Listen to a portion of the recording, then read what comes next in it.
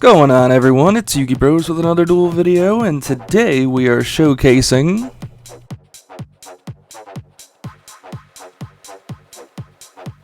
what I've been wanting to show the world.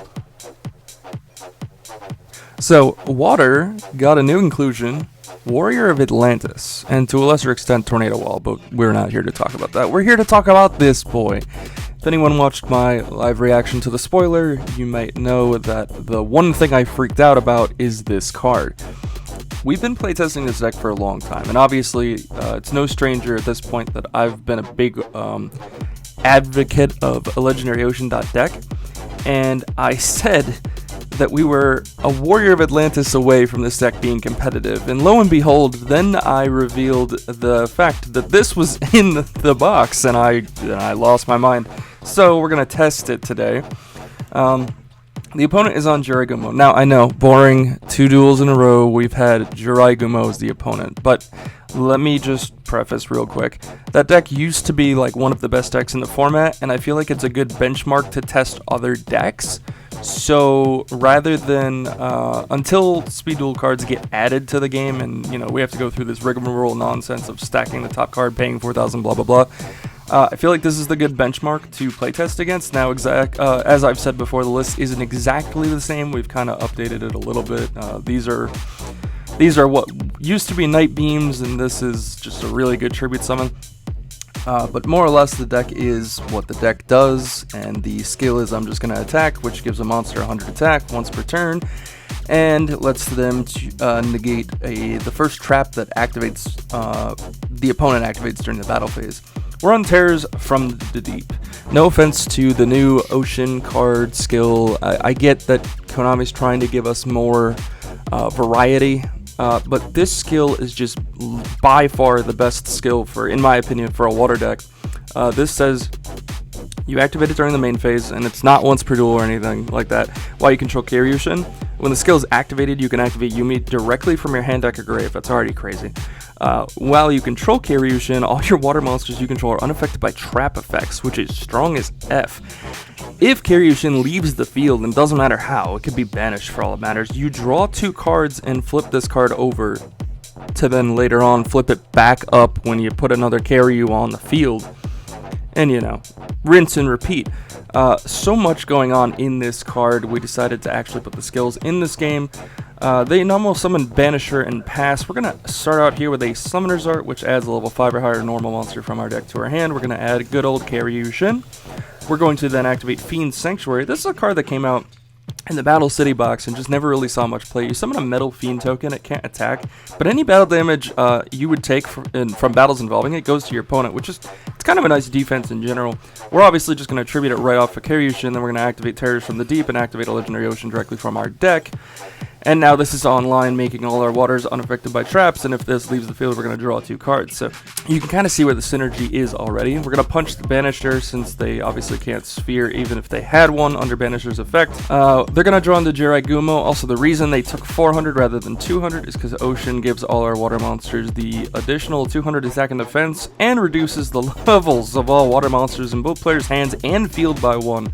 This will come up, and we'll show you why. They're going to normal Jiraiya out here, good old Jiraiya. They're going to set a Galaxy Cyclone, which is actually smart on their part, because if we pop it at any point, they can use its grave effect to pop a face-up spell or trap, aka a Legendary Ocean. They're going to then go to battle phase after pumping in 100 attack, swing over the Kairyu Shin for a whopping 300 attack. They're going to call heads, and they're actually going to get it for once, so they're not going to pay any life. We're going to take 300, and then our skill will activate, letting us draw 2 cards, which, my god, is so good, so good. Then we'll draw for turn, so we just do 3 instead of 1 for losing our monster that we can then normal summon because its level is reduced by 1 thanks to Ocean. And then rinse and repeat, flip the skill once again. We're actually going to mill a copy, and what I mean by this is we're going to activate another copy from the deck, and essentially the other one will go to the grave, so we're just going to throw it down there. Deck thinning is deck thinning. Plus it can activate from the grave, so the way we see it, like, we don't need more in the deck. There is 3, however, so we keep the 3rd one just in case we want to hard use Warrior of Atlantis here, but might as well just summon Kairyu and pass. The way we see this Yeah, it can't contest the Jirai Gumo, but we have Sphere Karibo, so if they try to swing over, we're going to Sphere the monster. And, you know, if they do still out it, we draw 2 cards, so who cares? They're going to draw and set Book of Moon, Tribute Jirai for Malicious Edge. By the way, guys, this is a crazy card. 1 Tribute if your opponent controls a monster and does piercing. We're going to pump it up by 100 attack, so it's 27. They're going to swing into our... yeah, no, they're not going to swing. We're going to Sphere Karibo that. So, you know, so much for that. Draw into Fiend Sanctuary. We're going to Tribute Kairyu Shin off here for Levia Dragon. That triggers our skill to draw to, which is kind of insane. They're going to book the Levia on the summon, which makes sense. They don't want to lose their entire field. For those that don't know, this is basically Judgment Dragon. You send Yumi, aka a Legendary Ocean, because it's treated as Yumi, from your field to the grave, destroy all the cards on the field. That's fine, though. We're going to Swing of Memories out this Kairyu Shin. It targets a normal in our grave, special summons it, but destroys it during the end phase. I understand Birthray got added to this game, but I like the fact that this deck is very... how should I say, wants to push for game very fast. Birthright is a trap. I think Swing of Memories is still the way to go for something like this. It destroys it at the end phase, but that means we draw 2 cards, so we really don't care. So we're going to go to battle phase, have Kairyu swing over the Malicious Edge, and pass our turn. They're going to draw into Black Brachios. Card's still really, really strong. It's going to switch the Kairyu Shin to defense. They're going to pump it up 100 attack and swing over the Levia Dragon. By the way, it actually came to our attention later on. This should have been destroyed at the end phase due to swing, so this coming out doesn't really matter here. They're going to swing over the Levia anyways. Levia is the obvious threat. So we actually should have Kairyu in the grave. We'll get there in a second. It's not going to actually impact the game at all. We're going to Sphere the Brachios regardless because we don't want to lose Levia Dragon. We're going to draw for turn, flip the Levia up, and use its effect, destroying the entire field. Kairyu will trigger here to draw 2. Granted, it technically would have already done that because it would have died earlier. We would have been even 2 cards deeper, but it's fine, it's fine. We're going to activate Swing of Memories. Brings back the Kairyu Shin. Activates Terror from the Deep. Puts the ocean back on the field. We're going to activate Swing of Memories again because this isn't once per turn, and we might as well try to go for max damage if they do have a Sphere Karibo in the hand. We're going to go to battle phase, swing for 28, keep in mind the 200 buff, and then swing for 2000 for game. Kicking off the next duel, they have us go first, so, I mean, makes sense. We're gonna activate the Summoner's Art, adding the Kairyu Shin, and activate our new card, Warrior of Atlantis. The consistency in this deck now, because of this card, is nuts. So this card says you can discard it to add a Legendary Ocean from your deck to your hand, so we will do just that. After Summoner's Arting the Kairyu Shin, we're going to activate a Legendary Ocean, which now reduces the level of our waters in hand by 1, which is also why we're playing this Terror King Salmon as a 1-up, just a free normal summon 26. Keep in mind it'll get the buff. We're gonna normal Kairyu Shin, activate our skill, and pass. Honestly, this is the best turn 1 in this deck. Usually we always want to go second because we're very reactive to what our opponent is doing. And the extra card is always nice, but like starting out like this, if you can stick Kairyu, flip the skill, and pass, you're living it, boys. They're gonna special out Cyber Dragon and normal Banisher. It's probably the best case scenario for them. They're going to buff the Cyber Dragon, swing over Kairyu for 200, and it's going to get banished because of Banisher the Radiance Macrocosmos effect. That's a little unfortunate for us. This swing is not going to be alive. We do draw 2, however, because it just says leaves the field, doesn't care how it leaves the field. We draw into 2 Sphere Karibos. The reason that's unfortunate is while Banisher is up, cards get banished, right? Sphere needs to send to grave for cost, so you actually can't activate it under Banisher, so we have to take the 1600. So best case scenario for them, Banisher is a really, really strong card still. We're going to draw into Summoner's Art. We're going to activate that, adding another Kairyu Shin from deck to hand before banishing this Summoner's Art due to Banisher's effect. I said banish, guys, banish. Thank you. We're going to normal the Kairyu Shin out, reactivate our skill, swing over the Banisher. We know they won't Sphere Karibo because they can't if they have it because of Banisher's effect. But in general, the Jaraguma deck usually didn't play Sphere Karibo because they played Banisher, so we know this attack's going through. That's off the field, and now both our spheres are live, assuming they don't draw another Banisher, and they do not. They're going to normal summon the Jirai Gumo, give Cyber Dragon an extra 100 attack points, so either way, they have the way to contest the Kairyu. But unfortunately for them, we have a Sphere Karibo for 1. and they lose their half their life due to Jiraiya's effect, and then they're gonna have Cyber Dragon swing again, and we're gonna sphere that one. We didn't have to, we have Swing and Terror King, but we figured let's just try to end the game now. We draw into Heat Wave, guys. This card is crazy. At the start of your main phase 1, neither player can normal summon or special summon effect monsters until your next draw phase. You have to fire it off at the beginning of the main phase 1, but it is crucially ridiculous if it goes through. And as you've seen, our main boss monster is a normal monster, so we don't care. Then we're going to normal Terror King, because that's also not an effect monster. We're going to Kairyu over the Cyber Dragon. We're going to Terror over the Jirai Gumo. And what are they going to do under Heat Wave? They draw into Book of Moon. Cool. That's really not going to do a whole lot for them. They're going to set Jirai Gumo, because you can still set under Heat Wave, and that's all they can do. So, you know, Jirai will contest one attack, and Book of Moon will realistically contest the other. Unfortunately for them, we draw Foolish Burial, so this is going to send a normal monster like Kairyu Shin to the graveyard. So now our Swing of Memories is live. Keep in mind the other one got banished by the Banish of the Radiance, so we didn't have another target. But now we do, so we'll quickly activate that, bring back the Kairyu Shin in attack mode. There we go. And we will go to battle phase. Swing over the spider. Gets Book of Moon. And Kairyu for Grrrr.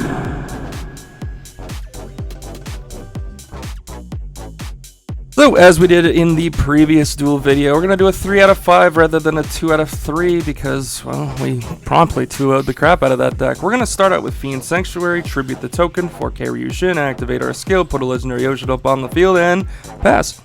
Best turn 1, baby. They're going to draw into Soul Exchange. That's really good. They're going to special the Cyber Dragon, activate the Soul Exchange, tributing Kairyu Shin, bring out Malicious Edge, and we're going to draw 2 off our skill. Best case scenario, plus they don't get a battle phase due to Soul Exchange, so we will draw into Kairyu Shin. We're going to normal Warrior of Atlantis. Keep in mind, it gets the buff, so it's actually 21 and can contest the Cyber Dragon. We're going to activate Swing of Memories, summoning the Kairyu Shin to the field.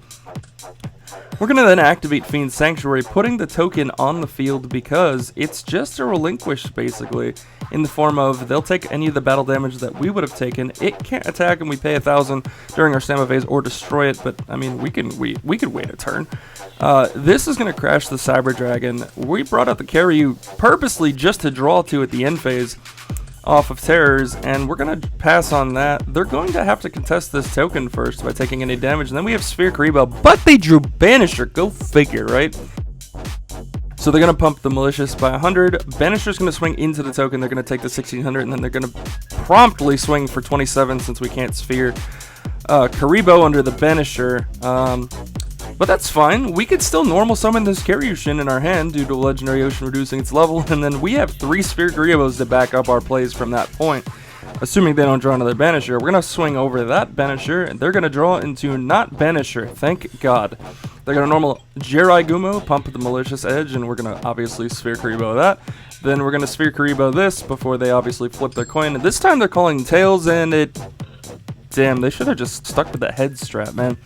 They're going to lose 1,000, but I think the game is all but over. We have Levia Dragon in our hand. We draw another one. Doesn't matter at this point. We're going to tribute Kairyu for Levia. Our skill still triggers. Our monster left the field, so we draw 2. We're going to use Levia's effect, wipe the board, and then just in case they have a Sphere Kairyu, we're going to swing back the Kairyu Shin and swing for... Wait for it. Wait for it. Wait for it.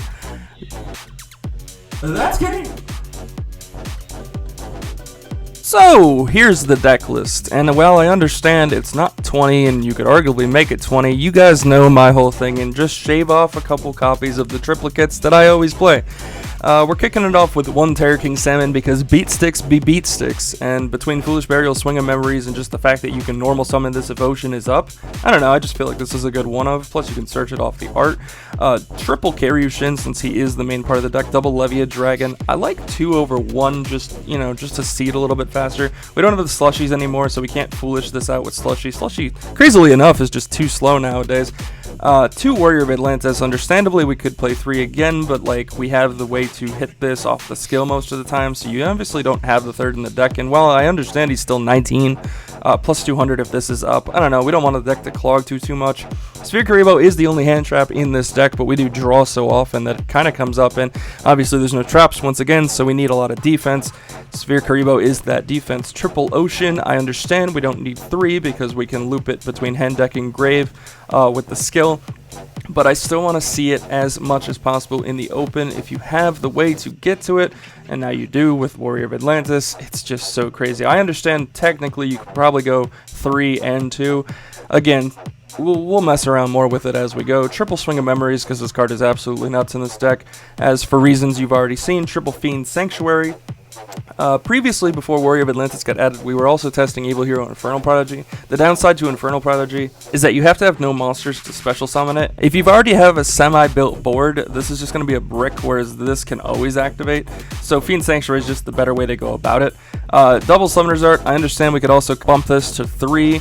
But between Foolish Burialing these things, sometimes this ends up being dead depending on where you draw it. Again, though, consistency is consistency, so I'm open to tinkering around with numbers a little bit more. I just didn't want to put the deck past 22, and here you can see it's 24. And then double Foolish Burial for the Swing of Memories. I understand we also have cards like Silent Doom. The only downside to Silent Doom is that Silent Doom puts the monster in defense and it can never attack.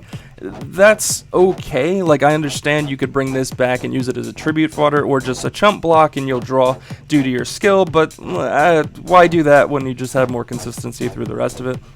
In the side deck, we have 2 Heat Wave. As you guys saw, this card is nuts. Usually you bring this in if your opponent forces you to go first, because usually this deck wants to go second, and this is just a crazy turn 1 play. We didn't draw it going first, as you saw in the replays, but we did draw it at a crucial point where it did matter.